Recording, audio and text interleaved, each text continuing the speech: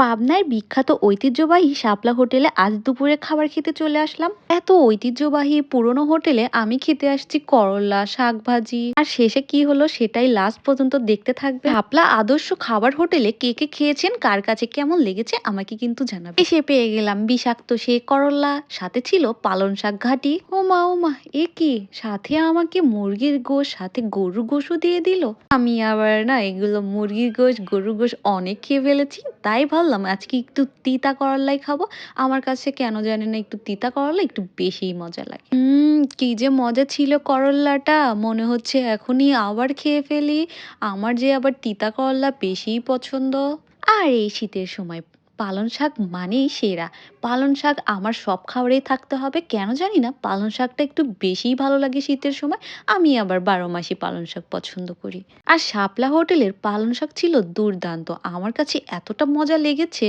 অনেক তো শাক ভাজি খাওয়া হলো, এখন একটু তাদের মুরগির গোশটা ট্রাই করা যাক। এটা আবার ছিল লাল মুরগি। আচ্ছা, সবাই কেন লাল মুরগির ঝোল বলে আমার এটা জানা নেই, আপনাদের যদি জানা থাকে অবশ্যই আমাকে জানাবেন। আর মুরগির গোশ হোক বা গরুর গোশ হোক, সাথে অবশ্যই আলু থাকতে হবে, আলু ছাড়া কিন্তু গোশ একদমই চলে না। মুরগির গোশটাও আমার কাছে অনেক মজা লেগেছে, তাদের পাতলা পাতলা ঝোলের সাথে আমার কাছে দুর্দান্ত লেগেছে। দেখুন তো কি অবস্থা, গোশ পেয়ে আমি লেবু শসা কাঁচামরিচের কথাই ভুলে গেছি, খাবারটা এত মজা হয়েছিল। এবার নিয়ে নিলাম গরুর মাংস। গরুর মাংস আমার সব খাবারে থাকতে হবে, আমি গরুর মাংসের খুবই বড় একটা ফ্যান। গরুর মাংস যে কি যে মজা লাগে, আমি যেন একদম গরুর মাংস দেখলে হারিয়ে যাই। আর আপনারা অবশ্যই তাড়াতাড়ি যাবেন, এখানকার গরুর মাংস রান্নাটা খুবই মজা হয়। আর আমি যখন গিয়েছিলাম তখন গরুর মাংসটা একদমই শেষের দিকে ছিল।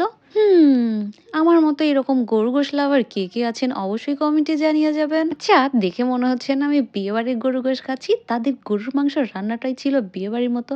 ও আচ্ছা, আমার মতো কে কে আছেন যে গরু গোশের সাথে একটু ডাল বেশি পছন্দ করেন, আমার আবার একটু গরু গোশের সাথে ডাল একটু বেশিই পছন্দ। সাথে একটু লেবু নিয়ে নিলাম, খাবারটা ছিল দুর্দান্ত।